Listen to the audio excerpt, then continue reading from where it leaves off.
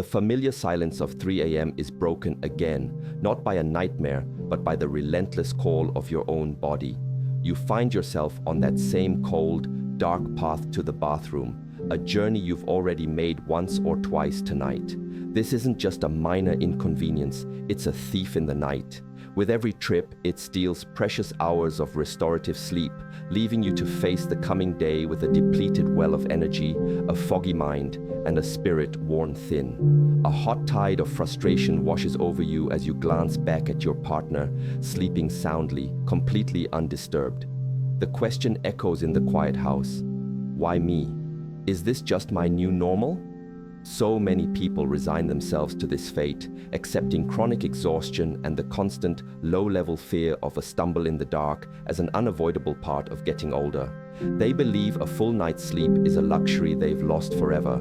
But what if I told you that this belief is fundamentally wrong? What if the key to reclaiming your nights and revitalizing your days isn't some complex medical procedure or a powerful new drug, but a profound shift in understanding how your body truly works? My name is Dr. Grace Prescott, and for over 2 decades as a physician, I've made it my life's work to decode the intricate systems that govern our bladder and urinary health. I have sat with thousands of men and women just like you who felt trapped in this exhausting cycle, their hope dwindling with each sleepless night. What I am about to share is not the generic advice you've heard 100 times. This is a core strategy from the heart of urology, a method so powerfully simple and logical, centered on the timing of your water intake, that you will be astonished it isn't common knowledge. This is your chance to stop accepting a life of constant interruption. Stay with me, because the knowledge you're about to gain has the power to not just transform your nights, but to give you back your life. The silent thief and its hidden dangers. There's a medical term for this nightly ordeal, nocturia. We often call it a silent epidemic because it's a struggle endured in private, wrapped in a blanket of resignation or even shame. People rarely discuss the true toll it takes, but in the confidential space of my office, the stories pour out. I think of Michael, a 72-year-old grandfather whose greatest joy was constructing intricate model ships inside glass bottles. He had to abandon his passion because the relentless lack of sleep left his hands trembling too much for the delicate work. I remember Susan, a vibrant 68-year-old retired teacher whose life was irrevocably changed when she fell and fractured her hip during one of those disoriented nighttime trips to the bathroom, an accident that stripped her of her cherished independence. These are not just sad stories. They are stark warnings about the profound dangers that lurk behind what seems like a simple annoyance. The consequences of ignoring this nightly siren from your body are far more serious than just feeling tired. The most immediate danger is the risk of falls. Navigating your home in the dark, half awake and with your balance compromised, turns familiar spaces into an obstacle course. A misplaced shoe or the edge of a rug can lead to a catastrophic injury, and for an older adult, a hip fracture can be the starting point of a rapid and devastating decline in health. Beyond the physical risk, there is a significant assault on your cognitive health. Deep, uninterrupted sleep is not a luxury, it is a non-negotiable biological process. It's during these deep sleep cycles that your brain performs its essential maintenance, clearing out metabolic waste, consolidating memories, and repairing cellular damage. When your sleep is repeatedly fragmented, this crucial cleanup crew can't do its job. The result is a cascade of cognitive issues: persistent brain fog, difficulty concentrating, a faltering memory, and, over the long term, a demonstrably higher risk for neurodegenerative diseases. It's not your age that's making you forgetful. It's the nightly theft of your deep sleep. Furthermore, this cycle puts a tremendous strain on your cardiovascular system. Each abrupt awakening triggers a surge of stress hormones, causing your blood pressure and heart rate to spike. When this happens multiple times night after night, you are subjecting your heart to a relentless cycle of stress, which numerous studies have linked to a higher risk of hypertension and other serious heart conditions. the common mistakes keeping you awake. Before we can build the solution, we must first dismantle the myths that are making the problem worse. In a desperate attempt to find relief, most people, with the very best of intentions, fall into traps that paradoxically sabotage their own efforts. The most common and damaging mistake is the belief that to pee less at night, you must drink as little water as possible during the day. It sounds logical, but your body's plumbing is far more sophisticated. When you deliberately dehydrate yourself all day, the urine your body does produce becomes highly concentrated. This concentrated acidic urine acts as a powerful irritant to the delicate lining of your bladder, making it feel twitchy and agitated. An irritated bladder will send frantic, "empty me now," signals to your brain, even when it's nowhere near full. Then, when you finally give in to your raging thirst in the late afternoon or evening, your dehydrated body, which has been in conservation mode, struggles to process the sudden influx of fluid, pushing much of that work into the nighttime hours while you're trying to sleep. Another pervasive myth is surrendering to the idea of having a small bladder.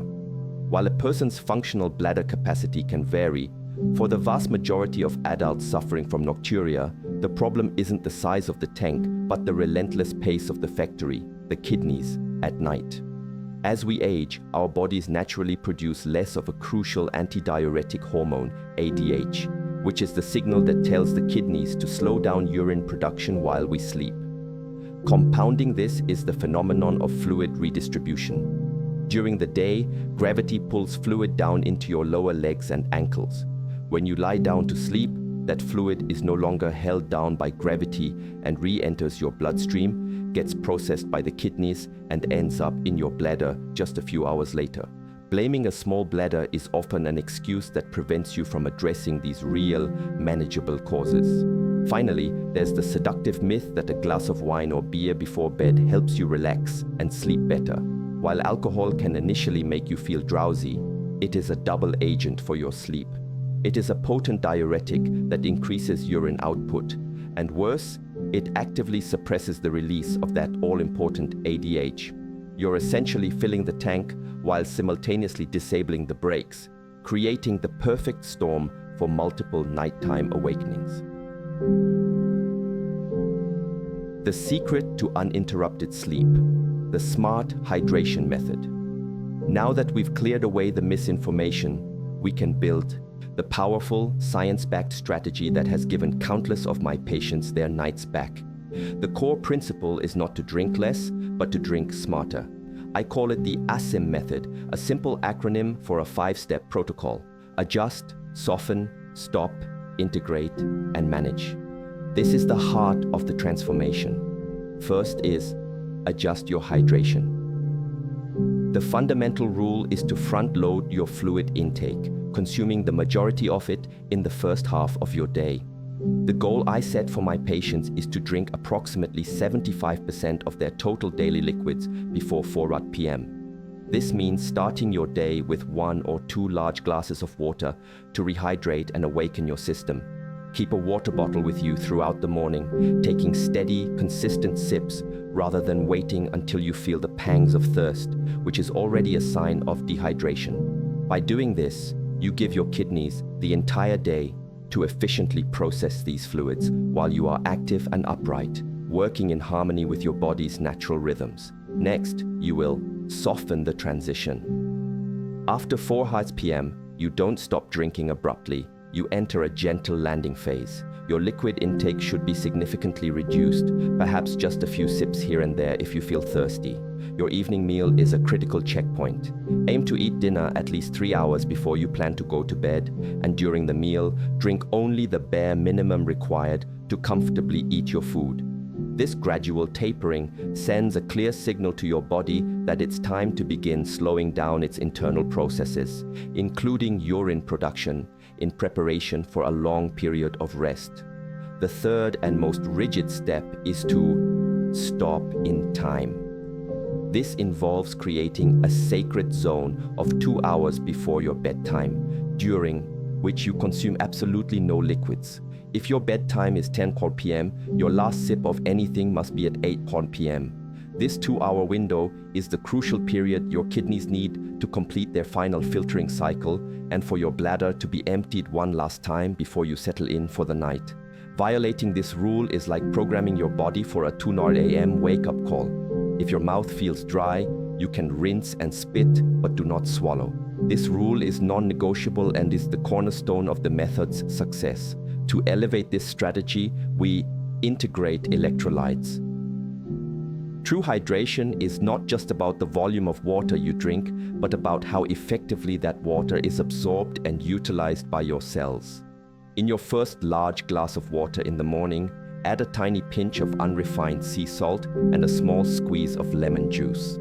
The salt provides essential sodium and trace minerals that help pull water into your cells, while the lemon provides potassium. This simple trick makes your morning hydration far more efficient, helping to quench your body's thirst on a cellular level and reducing the likelihood of intense thirst later in the day. Finally, you must manage your dinner. What you eat in the evening is just as important as what you drink.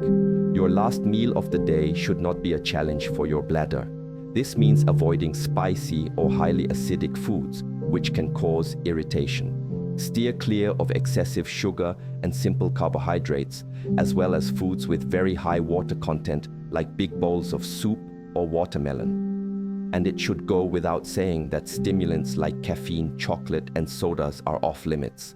A dinner focused on lean protein and cooked vegetables will keep your blood sugar stable and won't overload your system with fluids or irritants right before bed. Fine-tuning your nights, essential supporting strategies. If the ASIM method is the powerful engine that will drive you to a full night's sleep, these supporting techniques are the high-performance tires that ensure a smooth and successful journey. First is a technique called double voiding. Many of us rush the final bathroom trip before bed, leaving a small amount of residual urine in the bladder that is enough to wake us up a few hours later. To ensure the tank is truly empty, practice this simple ritual. Go to the bathroom right before getting into bed.